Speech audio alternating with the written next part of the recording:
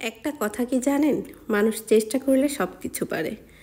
যেমন আমি কখনো দেখিনি আমার বাসার আশপাশে কাউকে গুড় বানিয়ে খেতে, বা কেউ বানিয়েছে সেটা কখনোই আমি দেখিনি, চোখের সামনে কখনো দেখিনি। তবে চেষ্টা করেছি। যেমন গুড়ের পাটালিটা। এটার উপর আমি খুবই চেষ্টা করেছি যে কেন পাটালিটা আমি বাসায় তৈরি করে নিতে পারবো না। চেষ্টা করতে করতে দেখবেন একদিন আপনি সফল হবেন। বাই দ্য ওয়ে, আমি ইলোরা, থাকছি ইলোরা সহজ রেসিপি থেকে। আজকের রেসিপিটা কি এত সময় বুঝে গেছেন? আজকে নতুন গুড়ের পাটালির রেসিপিটা নিয়ে এসেছি। এখন পাটালি কিন্তু আমরা যে কোনো ধরনের পিঠা তৈরির জন্য খুবই দরকার। পিঠা, পায়েস সব ধরনের রেসিপিতে একটা ভালো পিওর পাটালি চাই। এখন পিওর পাটালি আপনি বাজার থেকে কিনলে কিন্তু কখনোই পিওর পাটালি পাবেন না।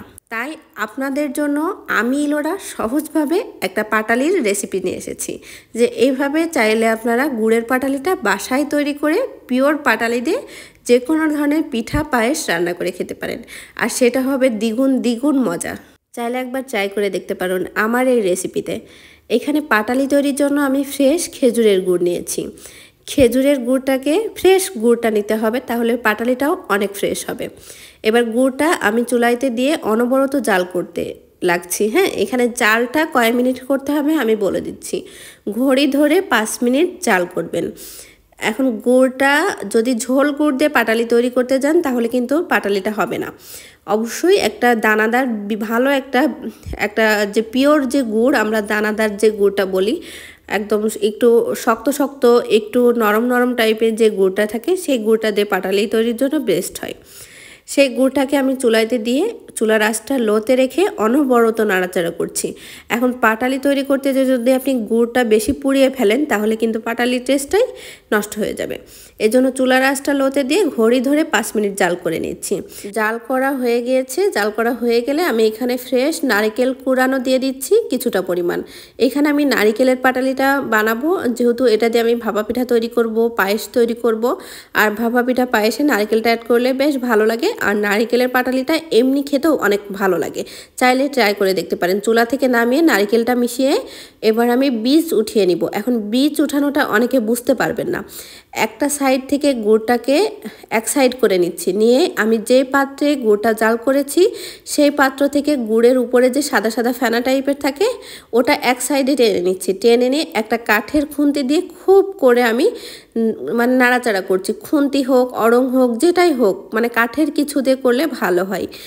স্টিলেরটাতে করলেও হবে, তবে স্টিলের যে কোনো জিনিস দিয়ে করতে একটু সময়টা বেশি লাগে। আমি কাঠের ওটা দিয়ে শুধু নাড়াচাড়া মানে এক সাইডে টানছি আবার আরেক সাইডে টানছি, এমনভাবে বীজটাকে উঠিয়ে নিচ্ছি। যখন বীজ উঠাতে উঠাতে একটু সাদাটে হয়ে যাচ্ছে তখন আমি গুড়ের সাথে বীজটাকে ভালো করে মিশিয়ে নিচ্ছি। এটাকে বলে বীজ উঠানো। বারবার কিন্তু আমি নাড়াচাড়া করছি, এক সাইডে দিচ্ছি, আপ ডাউন করছি, যেটাকে আপ ডাউন বলে। গুড়ের যে সাদা অংশ সেটা এক সাইডে নিয়ে বারবারই শুধু আমি আপ ডাউনটা করছি।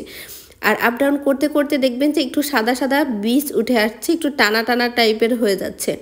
এটাকেই বলে গুড়ের বীজ উঠানো। আর এইভাবে বীজ উঠিয়ে গুড় দিয়ে পাটালিটা বানানো হয়। অনেক ছোটোবেলায় এক নানাকে দেখেছিলাম যে পাটালি তৈরির সময় সেম এরকম করছে। তখন তো অনেক ছোট, এটা দিয়ে যে পাটালি তৈরি করছে বা কি তৈরি করছে অতটুকু বোঝার ক্ষমতা ছিল না।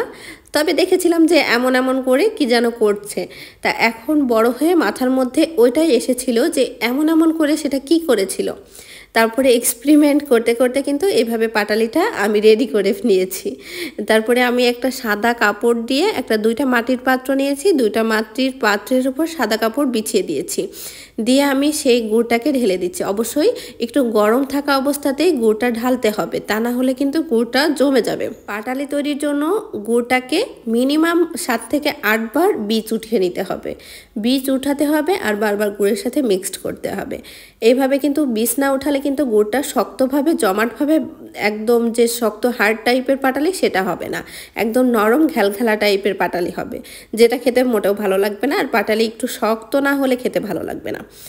আমি একটু কিছু সময় 2-1 ঘন্টা রেখে দিচ্ছি, একটু কাপড় দিয়ে ঢেকে রেখে দিচ্ছি। 2-1 ঘন্টা পরে পাটালিটা কিন্তু একদম শক্ত শক্তভাবে জমে গিয়েছে। নিচ থেকে মাটির পাত্রটাকে সরিয়ে নিচ্ছি, আর মাটির পাত্রের মধ্যে কিন্তু গুড়টা হালকা হালকা লেগে আছে, মানে গুড়ের যে রসটা সেটা লেগে রয়েছে। আর কতটা শক্তভাবে পাটালিটা জমেছে না দেখলে বিশ্বাস হবে না। মানে আমি যে এত সুন্দর করে পাটালি বানাতে পারি, আমি মাঝে মাঝে নিজেই অবাক হয়ে যাই। আর এই পাটালিটা কিন্তু সকাল সকাল মচমচা মুড়ির সাথে খেতে অনেক ভালো লাগে। এই পাটালিটা আমি লাস্ট পর্যন্ত ভেঙে দেখানোর আগেই কিন্তু আমার অর্ধেক শেষ হয়ে গিয়েছে। চাইলে কিন্তু আমার মতো বুদ্ধি খাটিয়ে আপনারাও ঘরে এইভাবে পাটালি বানিয়ে নিতে পারেন, যেটার রেসিপি কিন্তু কোনো ইউটিউব চ্যানেলে কখনো পাবেন না। আর আমি প্রত্যেক বছর এইভাবে পাটালি বানিয়ে নিয়ে এটা দিয়ে আমি সবসময় পিঠাটা তৈরি করি। আর পিঠাটা খেতে খুবই মজার হয়। নিজের হাতে ফ্রেশ জিনিস দিয়ে যে কোনো খাবার খাওয়ার মজাই অন্যরকম। মানুষ বলে না, চেষ্টা করলে সেই হিমালয় পাহাড় পর্বত জয় করা সম্ভব। আসলে সব কিছুই সম্ভব যদি আপনি চেষ্টা করতে থাকেন। তবে আমি কারোর রেসিপি ফলো করে কখনো কোনো জিনিস বানাই না। সব কিছু আমি আমার নিজের ইচ্ছা মতো নিজের চেষ্টায় বানাই।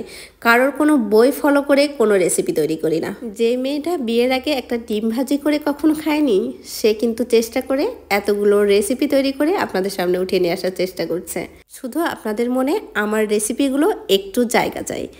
জায়গা কি দেবেন আমাকে? যদি জায়গা দিতে চান তাহলে অবশ্যই আমার চ্যানেলটি সাবস্ক্রাইব করে আমার ইলোরা সহজ রেসিপির পাশে থাকবেন। আমার ফেসবুক পেজ ইলোরা আক্তারের পাশে থাকবেন। চাইলে আমার চ্যানেলের ভিডিওগুলো আপনার ফ্রেন্ডস অ্যান্ড ফ্যামিলির সাথে শেয়ার করতে পারেন। সবাই অনেক অনেক ভালো থাকবেন। আশা করছি আজকের গুড়ের পাটালি রেসিপিটা আপনাদের ভালো লেগেছে। আর যে কোনো ধরনের কোনো সমস্যা মনে হলে পারে অবশ্যই আমাকে কমেন্ট বক্সে জানাতে পারেন। ধন্যবাদ সবাইকে। আল্লাহ হাফেজ।